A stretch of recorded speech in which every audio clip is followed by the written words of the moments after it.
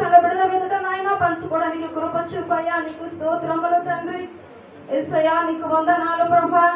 ఎన్నో ఎన్నో ఎన్నో మేలు చేసిన మహానీయుడా నీకు నాయన. సాక్ష్యం ద్వారా తండ్రి నీ నామానికి మహిమ తెచ్చుకోండి ప్రభా. నీకు స్తోత్రములు ప్రభా.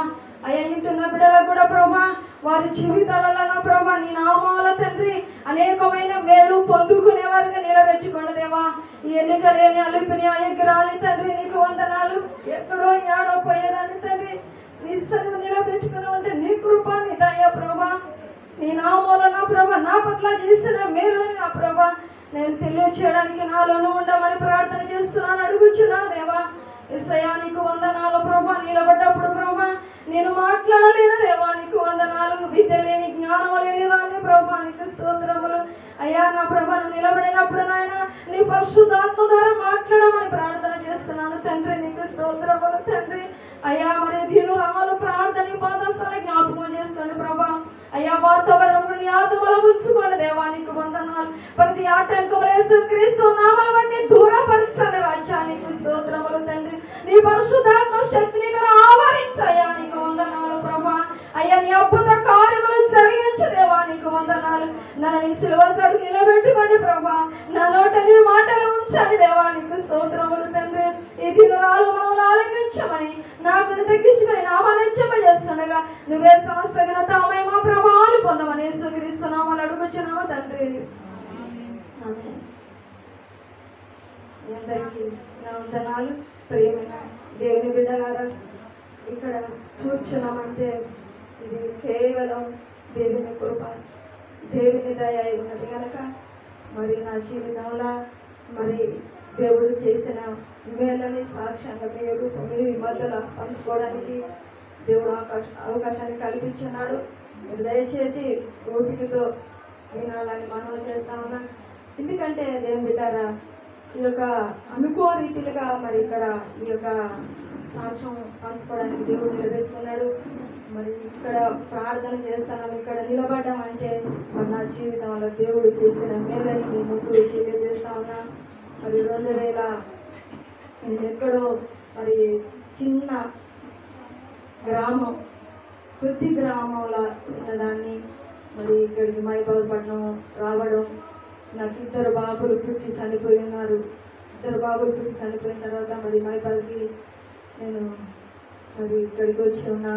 ఆ ఎర్రబోర్డు మీద మరి ఒక చిన్ని గృహం కట్టుకొని పెంకలు వేసుకొని మరి అక్కడ ఉండడం జరిగింది బోర్డు మీద.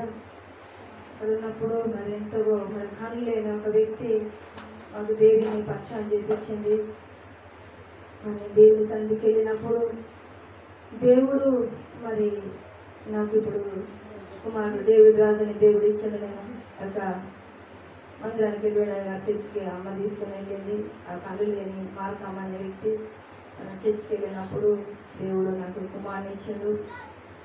మరి కుమారుని ఇచ్చినాక మరి మాయగారు సరైన రీతిగా ప్రార్థనగా ఉండలేక దాని ఇష్టానుసారంగా తిరగడం, పోవడం, రావడం అట్లా జరిగింది.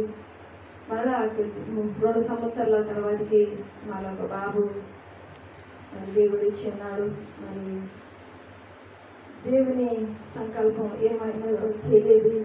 అక్కడ బంధువులు ఉన్నారు, రారధికులు ఉన్నారు, మాంత్రికులు ఉన్నారు. వారి మధ్యలో మేము జీవిస్తా ఉన్నాం. పాలివారు కూడా ఎంతో ఆటంకం చేశారు. అయినా దేవుని కృపను బట్టి వారి మధ్యలో జీవించుకుంటుంటున్నాం. 2వ బాబు పుట్టినాక 2వ నెలల మరి ఎంతగా దుష్టులు ప్రయోగం చేసి మరి ఖమ్మం హాస్పిటల్కి వెళ్ళినా, ఎక్కడికి వెళ్ళినా బాబు బతకలేదు.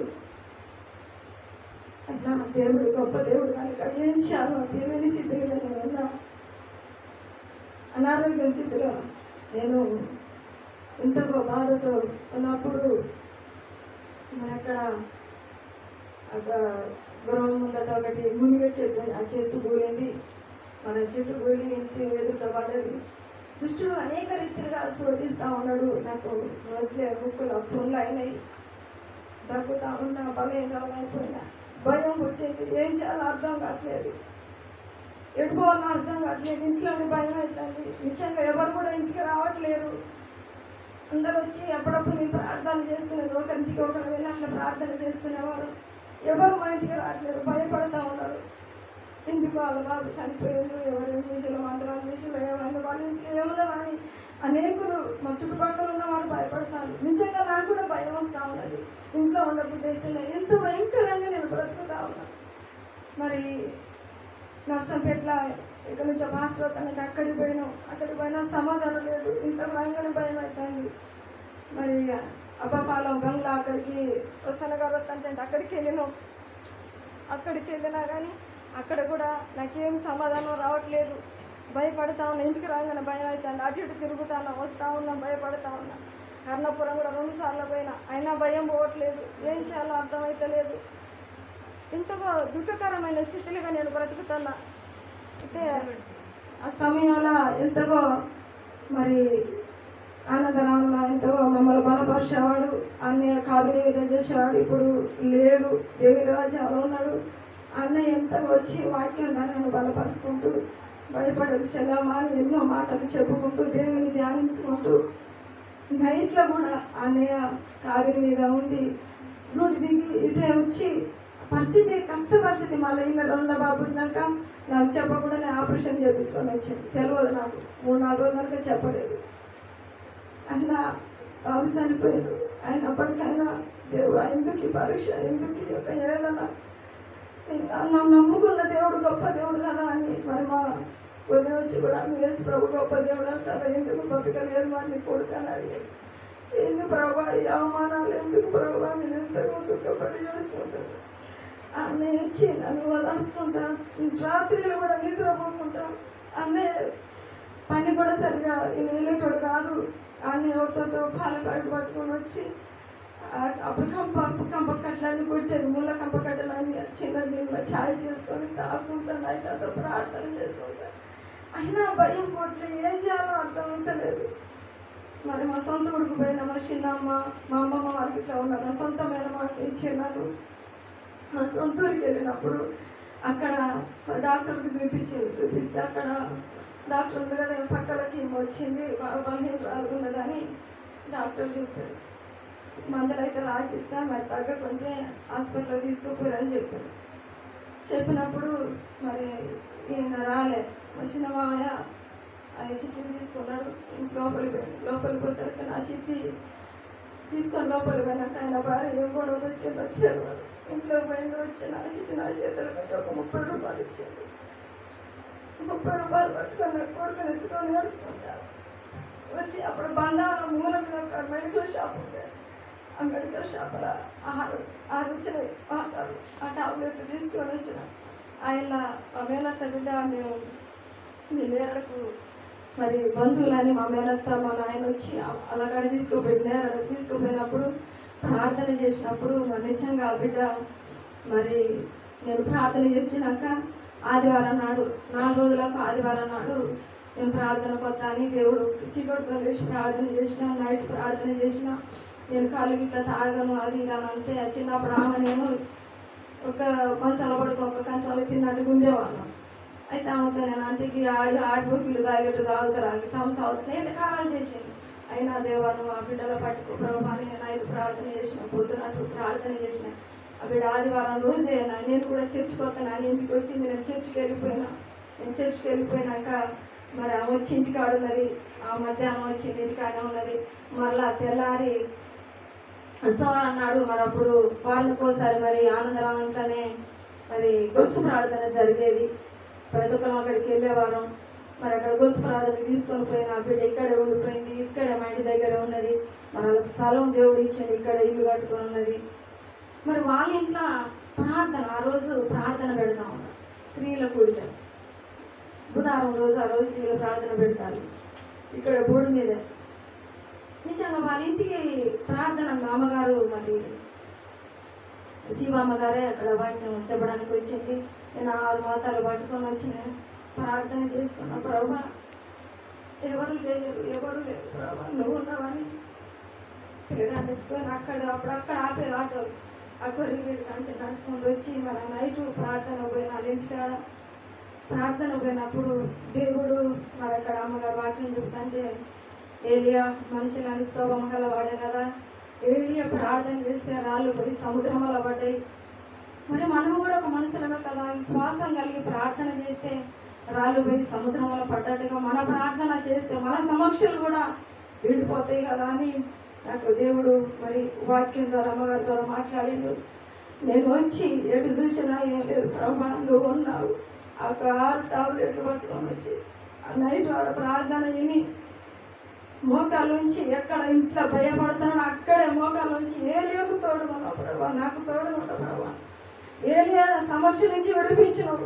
ఏలియా మనుషులు అడిసావు, నేను ఒక మనిషినే కదా ప్రభా, నేను నమ్ముకున్న బిడ్డనే కదా ప్రభా, నా సమస్యలు కలిగించు ప్రభా. నేను ఏడుస్తున్న ప్రార్థన చేసినప్పుడు దేవుడు నాకు అక్కడే ధైర్యం ఇచ్చి నన్ను బలపరిచిండు. దేవుడు మరక్కడ నేను ఎక్కడ గృహాలు ఉంటేనే భయపడేదాన్ని. దేవుడు అద్భుతంగా నన్ను అక్కడే మోకాల నుంచి ప్రార్థన చేసుకున్న భయం పోయింది. 6 టాబ్లెట్లు వేసుకున్నా, నేను స్వస్థపడ్డా, నేను హాస్పిటల్ కూడా వెళ్ళలేదు. దేవుడు బాగు చేసిండు. మరి రైల్వే స్టేషన్లో మరి ప్రభాకర్ అన్న మరి ఎట్లా తెలుసు నాకు అంతగా తెలియదు, కానీ ఒక పాస్టర్ని పట్టుకొని వచ్చాడు అయ్యగారు. కొత్త నిబంధన బుక్ పట్టుకొని ఒక పాస్టర్ని తీసుకొని వచ్చాడు. వచ్చి నేను ఇంట్లో ఉన్నప్పుడు ఆయన అన్నీ మన దర్శనాలు కాకుండా సోది చెప్పినట్టుగా చెప్పినాడు. ఈ మూల నుంచి మీకు వచ్చింది, మరి ఇక్కడ మూలలు కొట్టాలి అని చెప్తా ఉన్నాడు. ఈయన ఎందుకు తీసుకొచ్చిండు, ఈ మూలలు ఏంది, ఇదంతా ఏంది, ఇప్పుడు కూడా అబాధ క్రైస్తవులు ఇప్పుడు కూడా ఉన్నారా ప్రభు అని నా హృదయం అంతా ప్రేరేపణతో నేను బాధపడతా ఉన్నా. నేను ఎప్పుడు పోతానని నేను చూస్తా ఉన్నా. ఆయన వచ్చి మాట్లాడుతూ ఉన్నాడు, నాకు చెప్తా ఉన్నాడు. ఆయన ఎన్నిగా ఆయన నేను ఏమనలేగా, చోకులు వచ్చినప్పుడు మనం ఏమనలేదు, ఏమనుకుంటే ఇక మరి ఆయన సర్లే ఇక నువ్వు అయితే ఆయన పంపించిన అని ఈయనతో చెప్పిన ఇక రైల్వే స్టేషన్ ఆయనకు పోయి పంపించొచ్చిన. మళ్ళీ ఆయన నిజంగా అబద్ధ క్రైస్తవులు ఇప్పుడే కాదు, ఇప్పుడు ఎన్ని సంవత్సరాలు, 20 సంవత్సరాలు, 2002లో మరి ఆ వ్యక్తి వచ్చి మరి ఇలాంటివి చెప్పి కొత్త నిబంధన బైబిల్ పట్టుకొని వచ్చి ఇట్లా అట్లా అని చెప్పిన ఆ వ్యక్తి మరి నిజంగా ఇంతవరకు కూడా కనపడలే నాకు. ఆ రోజు కనపడే వ్యక్తి ఇంతవరకు కూడా కనపడలే. మరి దేవుడు నన్ను ఎంతగో మరి ఆ సమయంలో మరి మా కాళ్ళు వ్యక్తులు మరి ఎంతగో మమ్మల్ని వెంబడించిన వారు, మన కుమార విషయం కూడా మరి తెలుసు, దేవునికి తెలుసు, మాకు తెలుసకపోయినా దేవునికి తెలుసు. ఆ వ్యక్తులు కూడా మాతో గొడవ పెట్టుకొని ఎంతగో అల్లరి చేస్తూ ఉన్నారు. కరెంటు విషయంలో మరి కరెంటు లేదు, దీపం పెట్టుకొని ఉండేవారు. కరెంటు వాళ్ళు తీసుకుంటే వాళ్ళ ఇంట్లోకి వెళ్ళి తీసుకుంటే వాళ్ళు గొడవ చేశారు. గొడవ చేసినప్పుడు కరెంటు కూడా పెట్టినాం, చిన్నపిల్లగాడు పెట్టుకుని అట్లనే ఉంటా ఉన్నాం. నిజంగా ఆమె గొడవ పెట్టుకున్నప్పుడు నాకు వాక్యం కూడా అంతగా నేను చదువుకోలేదని నేను వాక్యం కూడా నాకు అంతగా తెలియదు.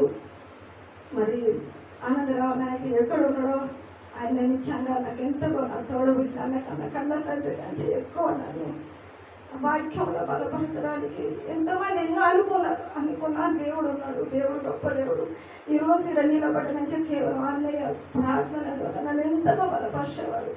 వాక్యం ద్వారా నన్ను ఎంతగా ప్రతి మాటకు ఇట్లా చెల్లమా అని ఆ వాక్యాన్ని చెప్పి కుదించి వాక్యాన్ని వివరించి చెప్పి ఒక పెన్సిల్ తీసుకొని వచ్చి ఒక తెల్ల పేపర్ తీసుకొని వచ్చి ఇట్లా చదువు చెల్లమ్మా నన్ను ఎంతగా ఓదార్చి నాకు వాక్యాన్ని తెలియజేయడానికి దేవుడు అన్నయ్య ద్వారా నన్ను నిలబెట్టుకున్నాడు. ఈరోజు ఇంత స్పష్టంగా వాక్యాన్ని చదువుతానంటే దేవుని కృప. మన అన్నయ్య కూడా ఎంతగానో బలపరిచాడు. నిజంగా మరి నేను ఎట్లా వాక్యం చాలా మంది నన్ను అడుగుతా ఉంటారు, వాక్యం ఎట్లా నీకు చదువుతాను, ఎట్లా దేవుడే నాకు నేర్పించాడు అంటే దేవుడు అంటే నేర్పిస్తున్నాను. నిజంగా చాలా అవసరం. ఒక మనిషి మరి నపోస్కులుడు రథముల వెలుచుండగా మరి ఫిలిప్పును పంపితేనే వాక్యం అర్థమవుతుంది. మీకు చాలా మందికి వాక్యం తెలిసిన వారే, ఎందుకంటే నేను వాక్యం చెప్పట్లేదు కానీ నా దేవుడు నాకు ఆ రీతిగా నాలో చేసిన అద్భుతాలని. మరి నపోస్కులు పోతుంటే ఫిలిప్పును పంపించినప్పుడే రథంలో కూర్చున్న నపోస్కులకు అర్థం కావట్లేదు, వాక్యం చదువుతున్న అర్థం కావట్లేదు.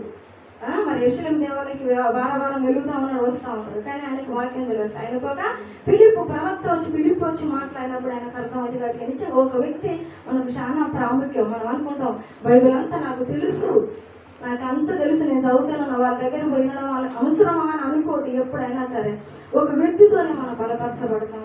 నిజంగా అన్నయ్య ద్వారానే నేను ఈ రీతిగా ఈరోజు నిలబడ్డా. ఎందుకంటే ఆ వ్యక్తి నాకు ఎంతగో వాక్యం నేర్పించడం, నన్ను ఎంతగో బలపరచడం, మరి ఎంతగో మరి ఆ రీతిగా దేవుడు నాకు తెలియజేసింది వాక్యాన్ని చదవడానికి. మరి అదే 2022 మరి 22 ఎంతగా దేవుని కృప చేత నన్ను దేవుడు బలపరిచాడు. ఎందుకంటే ప్రియమైన దేవుని బిడ్డలారా, మరి నేను ట్రైనింగ్కి వెళ్ళడానికి కూడా దేవుడు అద్భుతంగా మరి ఆయన ఏ రీతిగా దేవుడు నన్ను మరి పిలుచుకున్నాడో నాకు తెలియదు. కానీ మరి బైబిల్ ట్రైనింగ్కి వెళ్ళాలని మరి ఎంతగో మేము అనుకోలేదు. ఇదే ఆనందరా, నేను బలహీనాలుగా ఉన్నా ఏం చేయాలో కూడా అర్థం కావట్లేదు. మరి నా సరైన రీతిలో ప్రార్థన ఉండలేకపోతూ ఉంటాడు, ఇటువంటి తిరుగుతూ ఉంటాడు. ఆ రీతిగా ఉన్నప్పుడు మరి ఆయన తీసుకొని వచ్చి అన్నయ్య వచ్చి ప్రేయర్ చేసిండు. ప్రేయర్ చేసి, అమ్మ మీరు ట్రైనింగ్కి వెళ్ళాలి, అమ్మ వెళ్తారా అని అన్నాడు ఫాస్ట్గా. నాకు తెలియదయ్యా అని నేను చెప్పాను.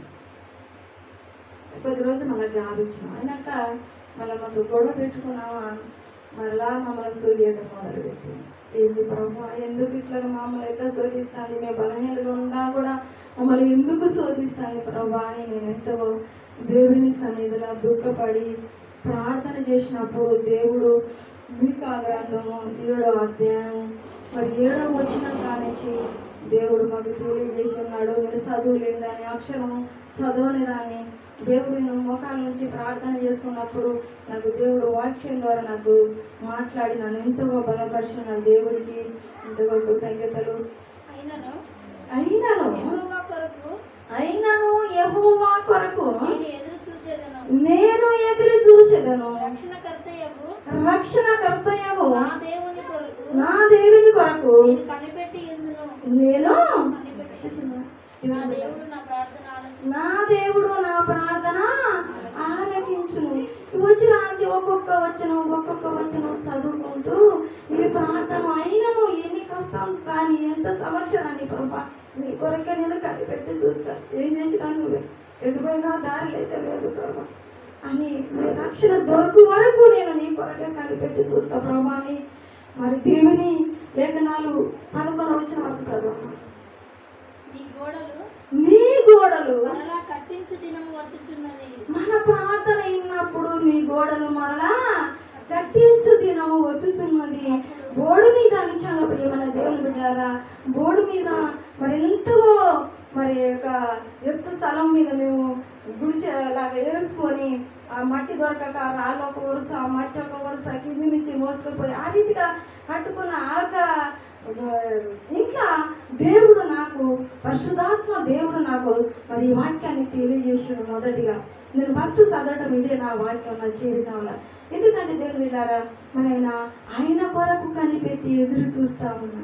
ఆయన కొరకు ఆయన నా ప్రార్థనని నా మరలా ఈ గోడలు కట్టించదను. అదే ఈ గోడలు నాతో మాట్లాడిన మాటలు. ఈ వాక్యంతో నాతో మాట్లాడుతా ఉన్నా. చదువు 11 వరకు చదువు. అప్పుడు నీ సరిహద్దు విశాలపరచబడును. చూడండి దేవుని బిడ్డారా, అందుకే అప్పుడు నీ సరిహద్దులు విశాలపరచును. మళ్ళా నీ గోడలు కట్టిస్తాను అని ఇక్కడ ఈ స్థలం ఇక్కడ ఉంది, కానీ మరి ఇక్కడ ఎవరు ఇల్లు లేవు. ఈ స్థలము మా బాబు కడుపులో ఉన్నప్పుడు ఈ స్థలం వచ్చింది, కానీ ఎవరు కూడా ఇక్కడ ఇల్లు లేవు. అంత కంప చెట్లు అయినా ఇక్కడ ఎవరు ఉండేటట్టుగా లేదు. కంపలు బాగా ఇక్కడనే శవాల కాలు పెట్టడం అంత భయంకరమైన స్థలం ఇటు. అయినా ఈ స్థలం కొరకే దేవుడు నాతో మాట్లాడుతూ ఉన్నాడు ఆ రోజు నుంచి కూడా. మరి అందుకనే మరలా నీ సరిహద్దులు విశాలపరచబడి గోడలు కట్టించుదనని దేవుడు తెలియజేస్తా ఉన్నాడు. నా శత్రువా, ఇక్కడ ఈ మాటలు నేను ఈ వాక్యాన్ని ఇట్లా చదువుతున్నా, కానీ ఆ రోజుల్లో నేను ఈ వాక్యాన్ని నోటికి కంటత వాక్యం ఎట్లను ఆ రీతిగా నేను ప్రార్థనలు చేసుకుంటూ చేసిన. ఈ ఒక్కొక్క వచ్చిన చదువుకుంటూ ప్రార్థన దాన్ని కంటిన్యూ నా నోటికి వచ్చేటట్టుగా ఎప్పుడు ప్రార్థన కూర్చున్నా ఇదే ప్రార్థన చేస్తా ఉన్నా. ప్రభా నా శత్రువాడు, ప్రభా నా శత్రువులు నా మీద అతిశయపు శత్రువాళ్ళు ఉన్నారు, పాలివారు ఉన్నారు, మాంత్రికులు, విగ్రహాంతికులు చుట్టూ మధ్యలో నేను ఉన్నాను. ఈ వాక్యాన్ని ప్రార్థన చేసుకున్నా. చదువు. నేను కింద పడినను తిరిగి నిజంగా ప్రభా నేను ఈరోజు కింద పడ్డ స్థితిలో ఉన్న ప్రభా నా కూడా మళ్ళా కట్టిస్తానన్నా ప్రభా, మళ్ళా నేను తిరిగి లేస్తా ప్రభా. ఈ వాక్యాన్ని ఎత్తి పట్టుకుంటూ ప్రార్థన చేసుకుంటూ ఉంటున్నా. చదువు. నేను అంధకారమందు కూర్చున్నాను. ఎక్కడున్నా ఇప్పుడు నేను అంధకారములో ఉన్నా. ఏ స్థలములోనా? అంధకారమైన స్థలములో ఉన్న ప్రభువా. నేను యెహోవా నాకు వెలుగుగా ఉండును. దేవా నువ్వు మాత్రమే నాకు వెలుగుగా ఉండు ప్రభువా. యెహోవా దృష్టికి నేను యెహోవా దృష్టికి పాపము చేసితిని గనుక ఒకవేళ నేను పాపము చేసి ఉన్నానేమో ప్రభువా, ఆయన ఆయన నా పక్షమున వ్యాజ్యమాడి అయినా నా పక్షంగా వ్యాజ్యమాడి నా పక్షమున న్యాయము తీర్చు వరకు నా పక్షంగా న్యాయము తీర్చు వరకు ఆయన కోపాగ్నిని సహింతును. నేను ఆయన కోపాగ్నిని సహింతును. ఆయన నన్ను వెలుగులోనికి రప్పించును. ఆయన నన్ను వెలుగులోనికి రప్పించును. ఆయన నీతిని నేను చూచెదను. ఆయన నీతిని నేను చూచెదను. నా శత్రువు దాన్ని చూచును. దేవుడైన యెహోవా ఎక్కడనని నీ దేవుడైన యెహోవా ఎక్కడనని నాతో అనినది అవమానము నొందును. అవమానము నొందును. అది నా కళ్ళకు అగపడును. అది నా కళ్ళకు ఆగపడును. ఇప్పుడు అది వీధిలోనున్న బురద వలె తొక్కబడును. బురద వలె తొక్కబడును. ఈ గోడలు మరలా కట్టించు దినము వచ్చుచున్నది. ఈ గోడలు మరలా కట్టించు దినము వచ్చుచున్నది. సరిహద్దు విశాలపరచబడును. అప్పుడు నీ సరిహద్దు విశాలపరచబడును. దేవునికి మహిమ కలుగును గాక. ప్రియమైన దేవుని బిడ్డలారా, మొదటిగా దేవుడు నాతో ఈ లేఖనాలు నేను భయంకరమైన సమయంలో, అంధకార సమయంలో నేను ఉన్నాను, పడి ఉన్న సమయంలో ఉన్నాను. నిజంగా నా దేవుడు నన్ను ఎంతగో బలపరిచి, నా దేవుడు ఎంతగో నాకు తోడుగా ఉండి కొన్ని సంవత్సరములు అక్కడ ఎంతగో మరి నాకు విగ్రహార్థికుల మధ్యలో ఉండుకుంటూ పక్కనే దూరం పక్కనే ఇట్లా అద్దులేబడే ఉన్నారు. అయినా దేవుడు గొప్ప దేవుడు కనుక మరి ఆయన నా పక్షంగా ఉన్నప్పుడు నేను ఈ మాటలతోనే దేవుని కనపరుస్తా ఉన్నా. నేను ఈ మాటల వల్లనే దేవుని మాయపరుస్తా ఉన్నా. ఎంతగో దేవునిలా మరి ప్రార్థన చేసుకుంటూ మరి దేవుని గణపరుస్తుంటూ మరి దేవుని మాయపరుచుకుంటున్నప్పుడు దేవుడు మరి సేవకుల ద్వారా వచ్చి మరి మీరు ట్రైనింగ్కి వెళ్ళినామా అని చెప్పినప్పుడు మరి మరి యొక్క భర్త సరైన రీతిగా లేడు. మరి అప్పుడు ఎంతగో భయంకరంగా మరి తిరగడము, తన ఇష్టానుసారంగా ఉండడము. మరి ఆయన ఆ రీతిగా ఉన్నప్పుడు దేవుడు నాకు ఈ వాక్యం ద్వారా మాట్లాడు. ఈ వాక్యాన్ని నేను ప్రతి దినము నిత్యము నా నోట్లో ఉంచుకొని నేను దేవునికి ప్రార్థించినప్పుడు దేవుడు ఎంతగో నన్ను బలపరుచుకుంటూ మరి ఎంతగో నన్ను నిలబెట్టుకుంటూ వస్తూ ఉన్నాడు.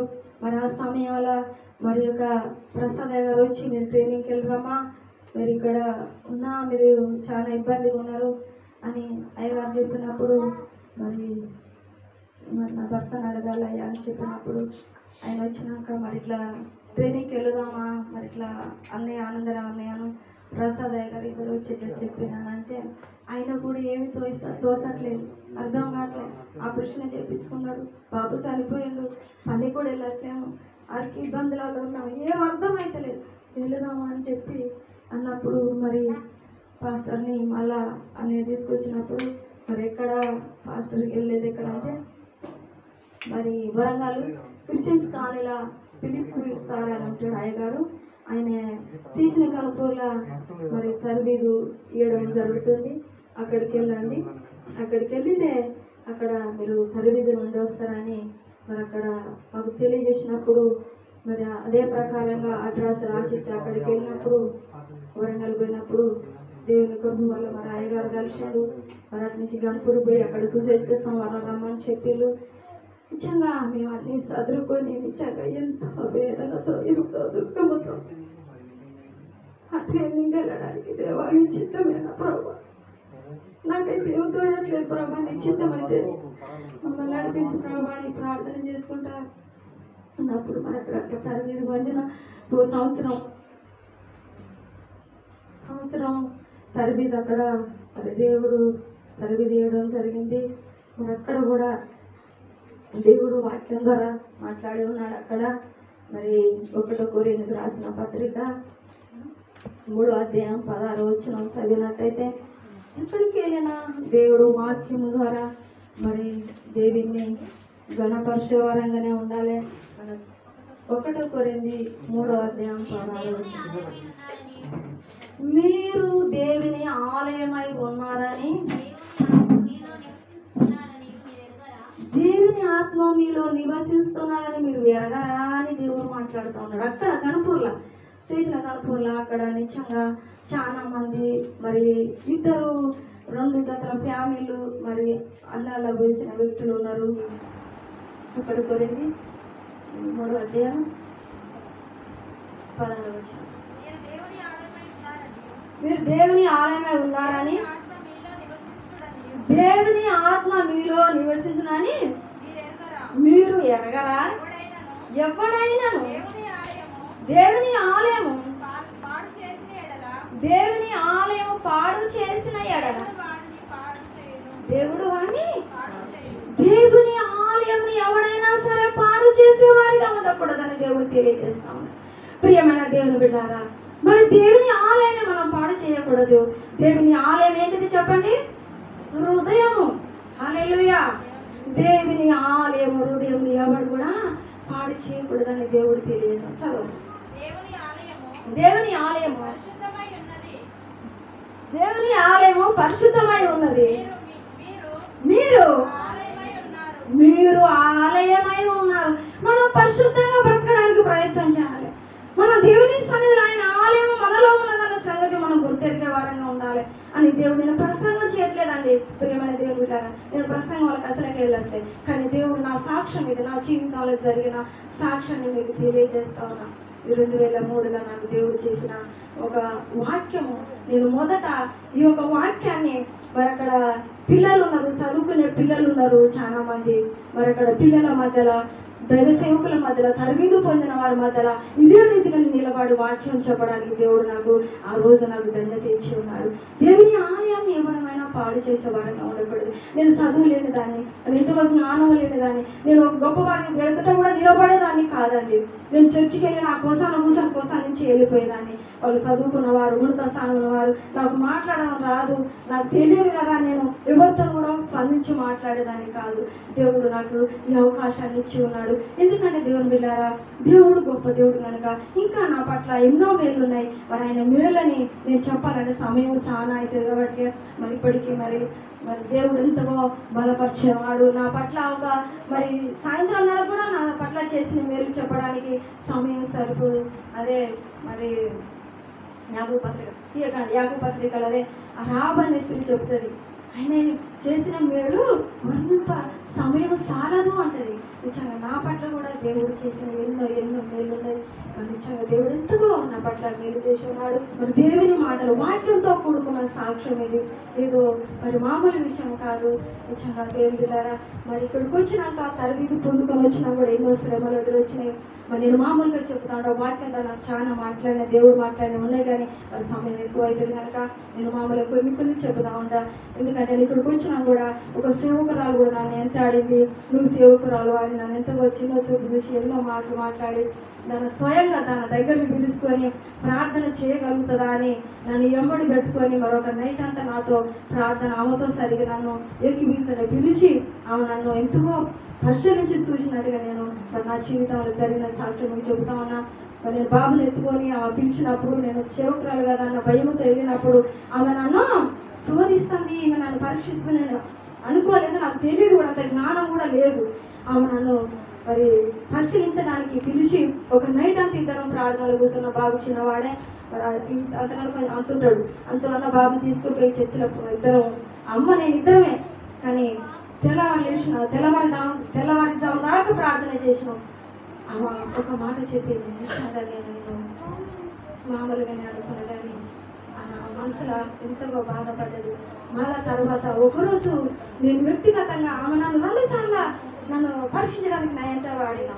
ఎందుకంటే ఇక్కడే పక్కనే చర్చి, అంటే ఇక్కడే చర్చి కడతాను కదా, ఇక్కడే ప్రార్థన పర్వాలా అని ఆమె నన్ను పరీక్షించడానికి ఆమె ఎంతగా ఆమె పరీక్షించడానికి ఆమె నన్ను ఎమ్మడించినప్పుడు మరి ఒకరోజు మధ్యాహ్నం, ఎందుకంటే దేవుని బిడ్డారా, దేవుని నామాన్ని ఘనపరిచేవారంగా ఉండాలి. ఆమె నన్ను వచ్చి ఒకరోజు మధ్యాహ్న కాల సమయం ఇట్లా ఎండాకాలం ఇదే టైంలో నేను ప్రేయర్ చేసుకుంటా అంటే వచ్చి తలుపు కొట్టింది. తలుపు కొట్టి తలుపు తీసిన. నేను ఒక ప్రార్థన గది కూడా ఏర్పాటు చేసుకుని ఇట్లా చిన్నది అలా చేసేదాన్ని. ఇట్లా నేను ఎండ కొడతా అంటే ఫ్యాన్ కూడా లేదు, బయట రూములు ఇట్లా వేసుకొని చేసుకుంటా ఉంటాను. కానీ వచ్చింది తలుపు తీయంగానే ఆ ఒక బస్తాల కంకరాలు, ఇన్ని కంకరాలు పోసుకునేదాన్ని. కొన్ని కంకరాలు ఇన్ని కంకరాలు అయ్యిరేకట్ట బస్తా ఉంటుంది కదా, 50 కిలో బస్తాలు పోసుకొని అవి నా మోకాళ్ళ కింద పోసుకొని అది దాన్ని మోకాళ్ళ మీద దాని కంకర మీద నా మోకాళ్ళు పెట్టి చేతులు ఎత్తి నేను ప్రార్థన చేసేదాన్ని రోజు. ఆ రీతిగా మా ధ్యాన కాలశంలో ప్రార్థన చేసుకుంటారు. కానీ ఆమె సడన్గా వచ్చి తలుపు కొట్టింది. నేను తలుపు తీసరికి ఆమె చూసింది. ఆమె చూసి అప్పటికి ఆమె ఇది రెండోసారి నన్ను పరీక్షించడం నాకు తెలియదు.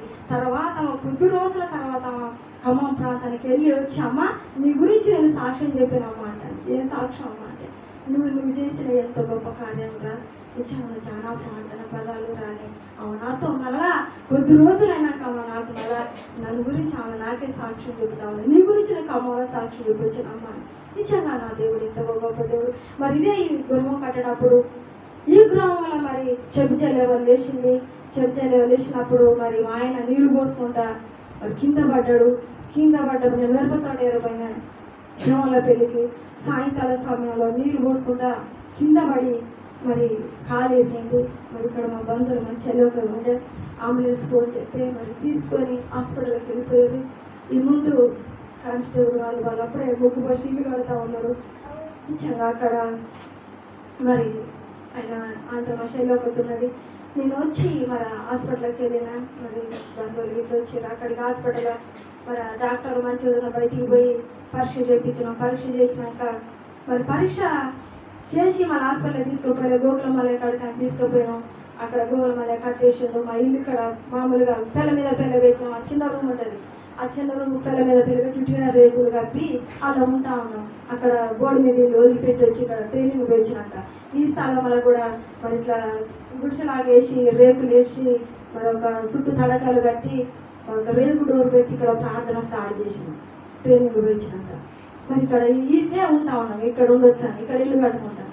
ఈ స్థలంలో దేవుడు ఎంతగా నాకు కృప చూపి మరి ఇక్కడ ఆయన చెప్జలేవలు వేసినాక మరి కింద పడ్డప్పుడు నేను అక్కడ ఎంతగా మరి నేను పడ్డ కష్టం ఎంతో వేదనతో ఎంతో దుఃఖంతో కూడుకొని ఉన్నది. కాబట్టి మరి నేను ప్రార్థన చేసినప్పుడు ఇక్కడ ఇల్లు సరిగా లేకుంటే హనుమంత గట్ల వాళ్ళ పెద్దమ్మ కొడుకు అక్కడ తీసుకుపోయి కాలు నేను ఇక్కడికి అక్కడ తిరుగుకుండా దుఃఖపడతా ఉన్నా. ఉపవాసం ప్రార్థన చేసుకుంటున్నప్పుడు దేవుడు నాతో మరి మంచి లేఖనాల ద్వారా నాతో దేవుడు మాట్లాడి ఉన్నాడు.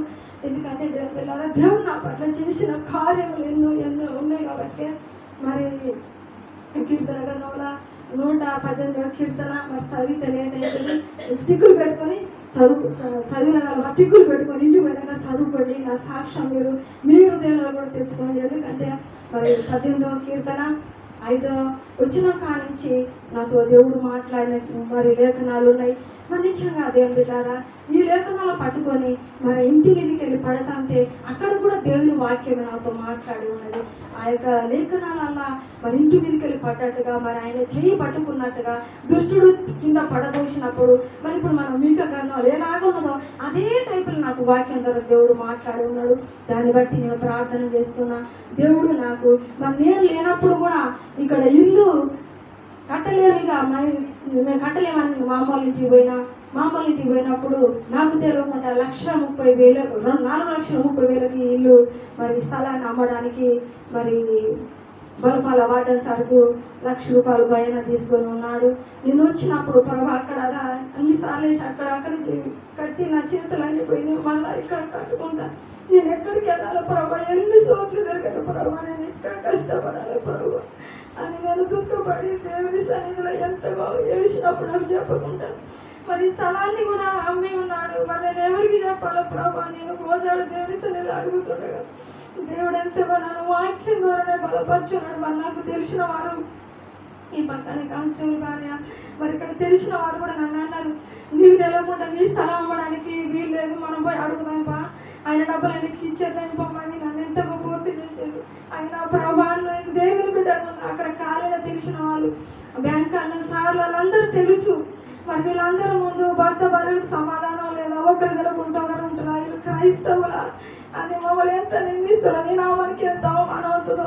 భర్తకు భార్యకు సమాధానం లేని వారాన్ని ఇలా ఎంత అవమానిస్తున్నాను. నేను దుఃఖపడుకుంటూ ప్రార్థన చేసుకుంటూ ఎవరి మాట ఇలా దేవా నీ చిత్తమైతే నాకు ఇప్పించు ప్రభా, నీ చిత్తమైతే నాకు కావాలి ప్రభా అని నేను దేవుని సన్నిధిలో ఎంతో మొరపెట్టి ఏడిచినప్పుడు దేవుడు నాకు వాక్యం ద్వారా కూడా దేవుడు నాతో మాట్లాడి హెచ్కేల గ్రంథము మరి 45 అధ్యాయాలు కూడా దేవుడు నన్ను వాక్యం ద్వారా ఎంతగా బలపరిచి ఉన్నాడు. మరి ఆ వాక్యం ద్వారా నన్ను ఎంతగా మరి యొక్క గృహం మళ్ళా నాకు దేవుడు ఇచ్చినట్టుగా మరి ఆ వాక్యంలో దేవుడు నాకు తెలియజేసి ఉన్నాడు.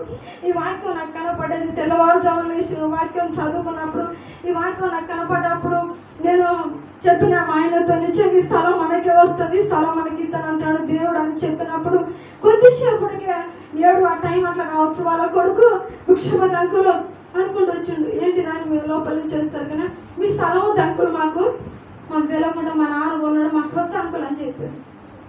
దేవానికి స్తోత్రం నాయన, నేను ఏమి ఇచ్చినా నీకు రుణం తీర్చలేను. దేవుని సూచించి 1,30,000 రూపాయలు మళ్ళా తీసుకుపోయి వాళ్ళకి ఇవ్వడం జరిగింది. నిజంగా మన అనేకులాక బ్యాంక్ కాలేలు అందరూ అన్నారు, నిజంగా వాళ్ళు క్రైస్తవులు కాబట్టి భయాన్ని మీరు వద్దన్నప్పుడు వాళ్ళ భయాన్ని ఎగరగొట్టవలసిందే, కానీ మీకు మళ్ళా డబ్బులు తీసుకొచ్చారంటే నిజంగా వారు దేవుని బిడ్డలు కాబట్టి మీ డబ్బులు మళ్ళా మీకు తెచ్చిచ్చారని మరి ఎంతగా దేవుని నామానికి మహిమకరమైన కార్యం నా పట్ల చేసాడు. మనకి డబ్బు అవసరం లేదు. 1,00,000 రూపాయలు తీసుకున్న 1,00,000 ఏం చేస్తారు, అవి పెట్టి ఇల్లు కట్టుకున్నారు, పుణ్యానికి డబ్బులు తెచ్చుకొని అని ఎలా చేస్తారు. మాకు ఆ డబ్బు అక్కర్లేదు, నా దేవుడే ఇల్లు కట్టిస్తాడని నేను దేవుని నామంలో ప్రార్థన చేసినప్పుడు దేవుడు నాకు ఈ రీతిగా మరి గృహాన్ని కట్టడానికి ఇంకా ఎన్నో నా కొడుకు కూడా మరి డెంగ్యూ జ్వరం వచ్చినప్పుడు కూడా పరీక్ష లేని సమయాల్లో ఎంతగా నేను దుఃఖపడుతుండగా మరి ఇర్మియా గ్రంథంలో కూడా దేవుడు నాకు వాక్యం ద్వారా తెలియజేసి ఉన్నాడు. మరణములు జీవంలో యెహోవా ఆధీనంలో ఉన్నాయని దేవుడు తెలియజేసి ఉన్నాడు. నిజంగా నేను దుఃఖపడకుండా ప్రార్థన చేసినప్పుడు గవర్నమెంట్ హాస్పిటల్కి వెళ్ళిన దేవుడు అక్కడే స్వస్థపరిచి ఉన్నాడు. నిజంగా దేవుని బిడ్డలారా అనేకమైన వర్తమానాలు దేవుడు నా పట్ల ఎన్నో చేస్తా ఉన్నాడు. ఇంకా నేను చెప్పాలంటే ఎన్నో వర్తమానాలు దేవుడు నా పట్ల చేసిన మేలు ఉన్నాయి కనుక మరి ఇక్కడ ఇది కట్టడానికి కూడా నేను ఎంతగా మరి దుఃఖపడేది. నేను ఇక్కడ 3 రూములు కట్టినప్పుడు ఒక గదిలో చేసేవారు, ఒక గదిలో చేస్తే ఒక గదిలో ప్రార్థనలు ఇట్లనే చేసుకుంటారు ఇట్లా చేసుకుంటారు కదా అని ఎంతోమంది ఏమైనా చేసినట్టుగా మాట్లాడు. ప్రభా నీకు సాధ్యమైంది ఏది లేదు ప్రభా, నీకు సమస్తము సాధ్యం, నేను పైగా నేను స్తుతించాలి ప్రభా అని ప్రార్థన చేసినప్పుడు ఈ గృహం కట్టడానికి కూడా మరి యొక్క మందిరముగా కట్టడానికి కూడా దేవుడు అమర్చించబడడానికి కూడా దేవుడు నాకు వాక్యం ద్వారా తెలియజేశాడు. వాక్యం ద్వారా తెలియజేసిన ప్రతి పని నేను చేయడానికి మరి మొదలు పెడతా ఉన్నాం. నిజంగా దేవుని బిడ్డలారా ఎవరో ఏ సపోర్ట్ మాకు లేదు, ఏ మినిస్ట్రీ సపోర్ట్ మాకు లేదు, పెద్ద సంఘం కూడా లేదు. కేవలం ప్రార్థన చేసుకుంటూ పని చేసుకుంటూ కష్టపడుతుంటే ఉన్న ఈ కొంచెంలోనే దేవుడు మమ్మల్ని ఈ రీతిగా మరి లేవనెత్తుకొస్తా ఉన్నాడు.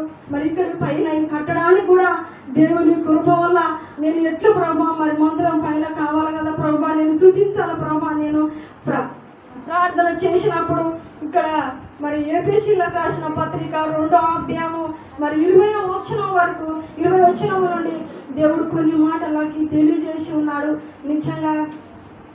నిజంగా దేవుడు మన పట్ల ఎంతో మేలు చేసి ఉన్నాడు కనుక మరి నా పట్ల చేసిన మేలు మరి ఎన్నో మరి అద్భుతాలు ఎన్నో ఆశ్చర్యములు ఉన్నాయి కనుక మరి ఆయన చేసిన మేలను బట్టి ఎంతగో కృతజ్ఞతలు చెల్లించుకుంటా ఉన్నా. ఒకసారి ఏపీసీ రాసిన పత్రిక మరి 2వ అధ్యాయం మరి 20 వచ్చిన కాంచి దేవుడు మరి నా పట్ల చేసి నేను చెప్పి మరి ముగిస్తా, ఎందుకంటే సమయం చాలా అయింది. క్రీస్తు యేసే ముఖ్యమైన మూలరాయి ఉండగా అపోస్తలులను ప్రవక్తలను చేసిన పునాది మీద నేను కట్టబడి ఉన్నారు. ఇక్కడ ఆయన అపోస్తలులు వేసిన కట్టడంలో కట్టబడి ఉన్నాం. ఇది ఈ గృహం కట్టడం ఇది మామూలు విషయం కదండి. మాకు ఆస్తులు లేవు, ఉద్యోగాలు లేవు, కష్టపడి పని చేసుకుంటా కట్టబడుతున్నా. ఈ గృహం విషయమై ఈ స్థలం విషయమై దేవుడు చేసిన మేలు అనేది మీకు నేను తెలియదు. ఇంకా నా జీవితంలో ఎన్నో చేయాలి. చదువు ప్రతి కట్టడమును ఆయనలో చక్కగా అమర్చించబడి ప్రభువునందు పరిశుద్ధమైన దేవాలయం అగుటకు వృద్ధి పొందుచున్నది. ఆయనలో మీరు కూడా దేవుడు ఆత్మ మూలముగా దేవునికి నివాస స్థలమై ఉండుటకు దేవునికి నివాస స్థలమై ఉండుటకు కట్టబడుచున్నారు. కట్టబడుచున్నారు. దేవునికి మహిమ కలుగును గాక. ప్రియమైన దేవుని బిడ్డలారా, దేవుడు నా పట్ల చేసిన మేలు, నా పట్ల చేసిన అద్భుతాలు మరి ఎన్నో ఎన్నో ఎన్నో ఉన్నాయి. ఇంకా నా జీవితంలో చేసినవి చెప్పాలంటే సమయం సరిపోదు. మరి ఎందుకంటే నాకు వాక్యం ద్వారానే మరి చాలా మంది, కొంతమంది మరి అపోస్తలులు కూడా దేవుడు రకరకాలుగా వాడుకున్నాడు. మరి నేనైతే మరి ప్రవచనాలు, భాషలు ఇలాంటివి నాకు ఏమి రావు. అందరూ అడుగుతారు, నీకేం ప్రవచనం ఉన్నది? నాకు ఏం ప్రవచనాలు లేవు. పరిశుద్ధాత్మ దేవుని వాక్యం ద్వారా నేను నడుస్తుంటా ఉంటాను. కానీ నేను ఏ వాక్యం, ఏ యొక్క ప్రవచనాలు, ఏ భాషలు అయితే నాకు లేవు అని నేను వాక్యం ద్వారా నేను మరి దేవుళ్ళ ముందు కొనసాగడం జరుగుతూ ఉన్నది. ప్రియమైన దేవుని బిడ్డలారా, ఈ యొక్క వాక్యముల మరి నన్ను ఎంతగా బలపరుచుకుంటూ నన్ను ఎంతగా దేవుడు ముందుకు నడిపిస్తూ ఉన్నాడు. మరి ఎంతగా నన్ను దేవుడు, నేను మరి మొన్న మరి బొద్దుకొండ ప్రాంతంలో కూడా మరి అక్కడ మరి అమ్మగారు నన్ను స్టేజ్కి మీదకి నిలబడి పిలిచినప్పుడు నాకు ఎంతగా మరి దుఃఖకరమైన విగ్రహాలు నేనా ప్రభా అని నేను ఎంతగా దుఃఖపడి ఉన్నాను. దేవుడు, నా దేవుడు ఎంత గొప్ప దేవుడు. మరి మరి నిజంగా మనుషుల దృష్టిలో చిన్న చూపు చూడవలసిన దేవుడైతే గొప్ప దేవుడు. ఎవరిని ఏ సమయాల్లో నిలబెట్టుకొని వాడుకోవాలో దేవునికి తెలుసు. కాబట్టి ఆయన ఎంతగా మరి మమ్మల్ని బలపరుస్తూ ఉన్నాడు, మమ్మల్ని నడిపిస్తూ ఉన్నాడు. ఆయన నా పట్ల ముఖాముఖిగా వాక్యం ద్వారా నేను మాట్లాడుతూ ఉంటాడు. నాతో దేవుడు వాక్యం ద్వారా ముందుకెళ్తా ఉన్నాం. ఏమైనా దేవుడు బిడ్డారా, మీరు చెప్తగలిగి మరి ఇప్పటి వరకు మీరు కూర్చొని వాక్యము సాక్ష్యం విన్నారు. నా సాక్ష్యము వాక్యం ద్వారానే ఉంటుంది. మీరు ఎక్కడైనా సరే నా జీవితంలో దేవుని వాక్యం ద్వారా నిలబడగలిగి ఉన్నాను కనుక మరి మనకు మరి అమ్మగారు ఎంతగో మరి ప్రయాసతో మరి అమ్మగారు ఎంతగో వాక్యాన్ని మరి మీ ముందు బోధించాలి, మనం వినాలని దేవుని పరిశుద్ధ లేఖనాలని పట్టుకొని వచ్చి ఉన్నారు. మరి బొద్దుకొండ ప్రాంతంలో మరి మైబాద్ ప్రాంతంలో ఆడబడుతున్న దైవజనరాలు మరి ఎంతగా బిడ్డ ప్రయాసతో మరి మరి వాక్యాన్ని తీసుకొని మనం ముందు పెట్టడానికి సిద్ధంగా ఉన్నది. మరి సమయం ఎక్కువ అయినది, నన్ను క్షమించవచ్చు. అయినా నా సాక్ష్యం ఇంకా ఈ సగం కూడా కాలేదు. నా జీవితంలో ఎన్నో ఉన్నాయి కానీ మరి చెప్పడానికి సమయం సరిపోదు. నిజంగా దేవుడు గొప్ప దేవుడు. మేము ఈ రీతిగా ఉన్నామంటే దేవుని కృప. మరి ఒక బాబు, కోడలు, మరి వారు కూడా గర్భఫలం విషయాన్ని ప్రార్థన చేయండి.